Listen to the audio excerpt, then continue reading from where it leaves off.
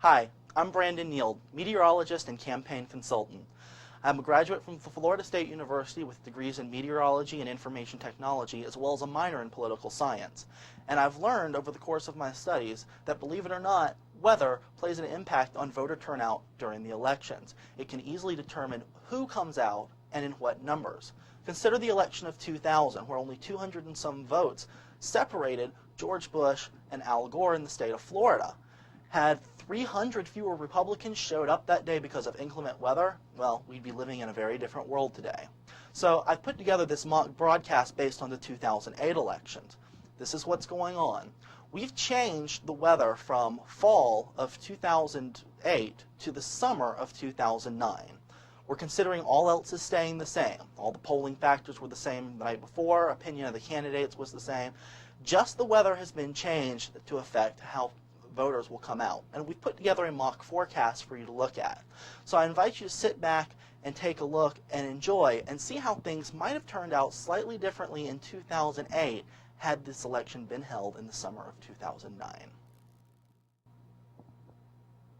Good morning, everybody. I'm meteorologist and political analyst Brandon Neild here with your 4FSU election 2009 update.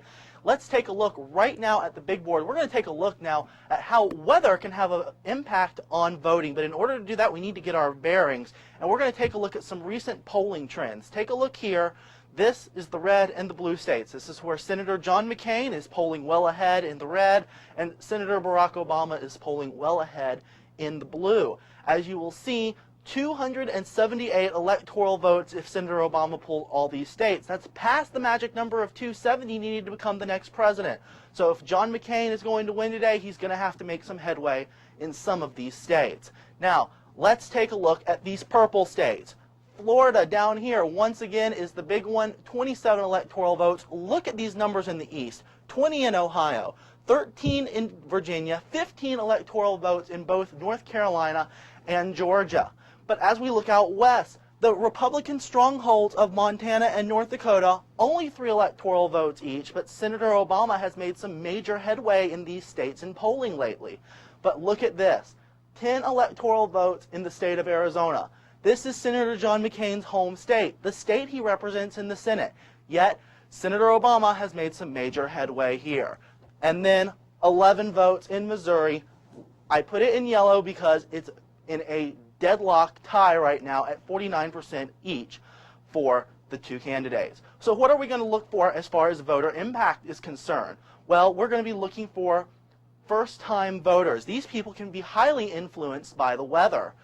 They are first time out. If they have negative weather, they will not necessarily be as inclined to go out as they would otherwise.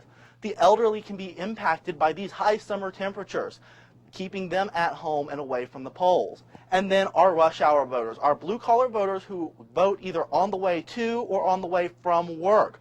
During those key rush hour periods, if weather is inclement, they can come out less for their candidate. So let's look at the big map now, and we'll see we have an old system here that's moving off through the northeast, but a trailing front bringing rain back along the mid-Atlantic states and into Florida. High pressure dominating the area back behind that, with just a little bit of a system forming over the Rockies now, and then clearing out behind that as we move further west. But let's start up in the northeast, where voting is already underway this morning.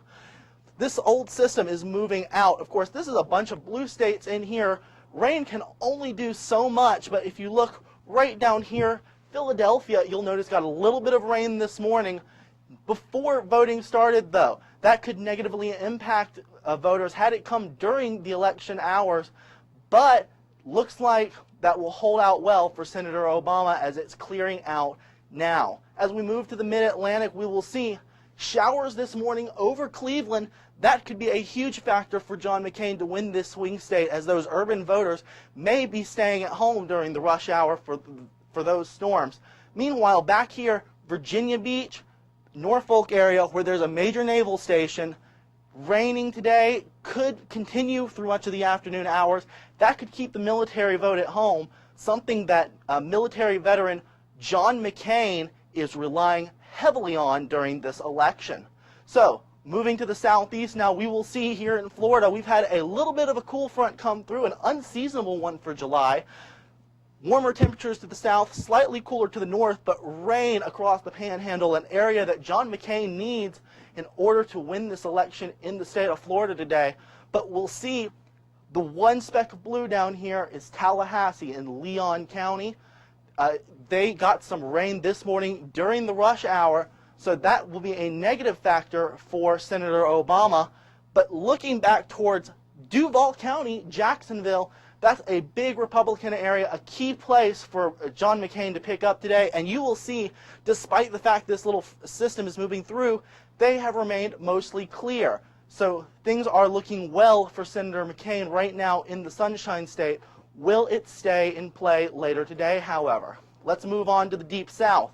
We will see Texas, a little bit of storms moving through, but again, this is a major Republican area, so we're not overly concerned about the weather this time as a factor. But closing in on the Show Me State, where the candidates are tied, you will see just a few high clouds over St. Louis. This is not going to keep those voters at home there, and that's a place that Senator Obama is looking to do well in. This could be enough to swing this swing state in his direction. We'll see if that weather holds out through the rest of the day.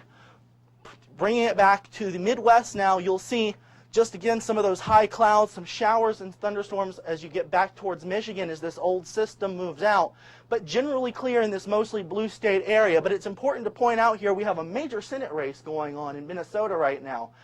Republican Norm Coleman barely leading Democrat Al Franken by 1 percentage point. Al Franken hoping to ride in on the back of Senator Obama in his election victory if he can pull it off today. If he's going to have the weather to do that, to bring out those first-time voters, folks, this is it, along with mild temperatures.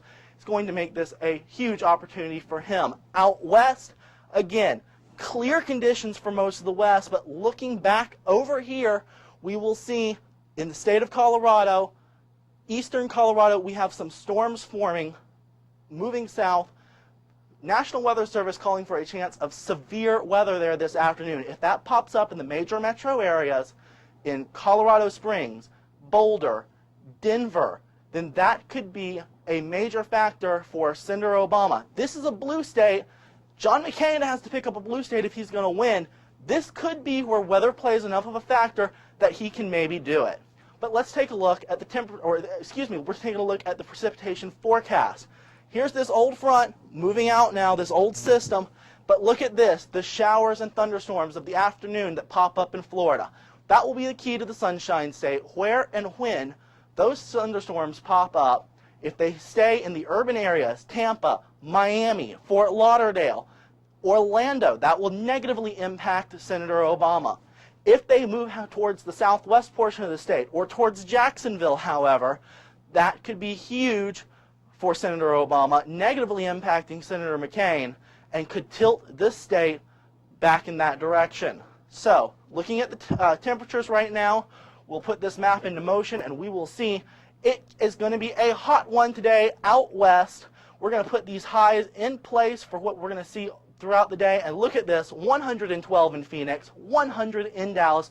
We have heat advisories throughout the west, and that will play a major impact on the elderly vote and who will be coming out in support, a demographic that supports mostly John McCain. So this could harm him as we move out west. So what are we going to watch for today?